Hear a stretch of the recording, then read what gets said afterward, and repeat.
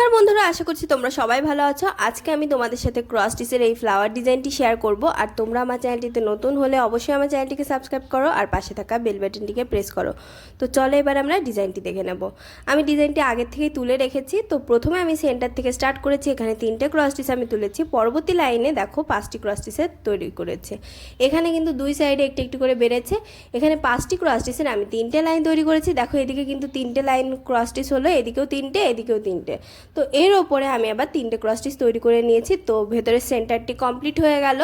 তো এবারে দেখো আমি হোয়াইট কালার উল দিয়ে এই 3টের নিচে 3টে ক্রস স্টিচ তুলেছি আর কৌণিক বরাবর দুই সাইডে একটি একটি করে ক্রস স্টিচ তুলেছি, এখানে একটি, এখানে একটি। তারপরে দেখো এদিকে আবার 3টে ক্রস স্টিচ তুলেছি, লম্ব লাইন এখানে, এখানেও কিন্তু লম্ব লাইন 3টে ক্রস স্টিচের। তারপরে এই দুটোর পাশে কৌণিক বরাবর দেখো 2টো ক্রস স্টিচ একটি একটি করে, আর এখানে 3টে। সেন্টারের হোয়াইট কালারের অংশটুকু কিন্তু কমপ্লিট হয়ে গেলে এবার আমি এই পাপড়িগুলো তোমাদেরকে বোঝাবো। প্রথমে তোমরা অবশ্যই এই ভেতরের পাপড়িটুকু তৈরি করবে, তারপর এই বর্ডার লাইনগুলো তৈরি করবে।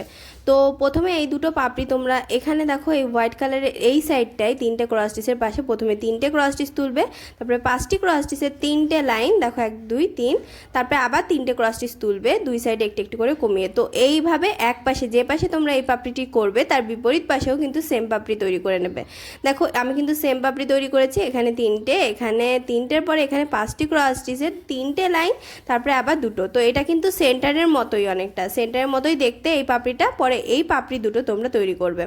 তো এখানে তোমরা দেখো এই কৌণিক বরাবর ঘরের থেকে শুরু করবে। এখান থেকে তোমরা মোট 5টি ক্রস স্টিচ তৈরি 6টি ক্রস স্টিচ তৈরি করে নেবে। আমি 6টি ক্রস স্টিচ তৈরি করে নিয়েছি। দেখো এই কৌণিক বরাবর 6টি ক্রস স্টিচ, আবার এদিকে কৌণিক বরাবর 6টি ক্রস স্টিচ, এখানেও কৌণিক বরাবর 6টি ক্রস স্টিচ, ঠিক সেমভাবে ওই পাশেও। তো এই 6টি ক্রস স্টিচের পরে দেখো আমি এইটা তোমাদের এই সাইডটা বলবো। এখানে একটি ক্রস স্টিচের গ্যাপ রেখে দেখো উপরের লেভেল সমান রেখে এই গ্যাপটিতে আমি পার্পল কালারের উল ইউজ করেছি। এখানে দেখো 5টি ক্রস স্টিচের লাইন তৈরি করেছি। তো এই সেম লেভেল রেখে এই সাইডেও আমি 5টি ক্রস স্টিচের লাইন তৈরি করেছি। দেখো দুই সাইডের কিন্তু ক্রস স্টিচের লাইনগুলোর লেভেল সমান। তো এই সাইডে এবার আমি 3টে ক্রস স্টিচ তুলেছি, দুই সাইডে একটি একটি কমিয়ে, আর এখানে একটি কমে এখানে 2টো ক্রস স্টিচ তোলার পরে আমি কৌণিক বরাবর একটি ক্রস স্টিচ তুলেছি। ঠিক সেমভাবে কিন্তু এই পাপড়িটি তৈরি করা হয়েছে। এখানে 6টি ক্রস স্টিচের লাইন, এখানে 5টি ক্রস স্টিচের লাইন, লেভেল সমান রেখে।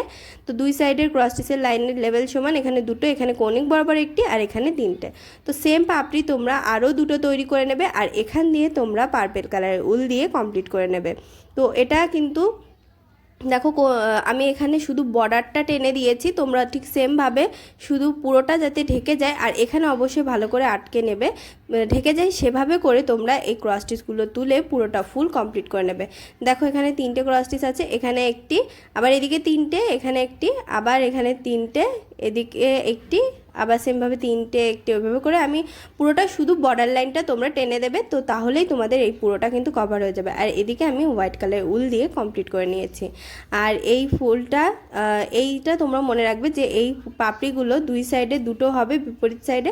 তো ডিজাইনটি তোমাদের কেমন লেগেছে কমেন্ট বক্সে জানাতে ভুলবে না, জানাবে কোন ধরনের ডিজাইন দেখতে চাও। আর ভিডিওটি ভালো লাগলে লাইক শেয়ার করবে এবং অবশ্যই আমার চ্যানেলটিকে সাবস্ক্রাইব করবে।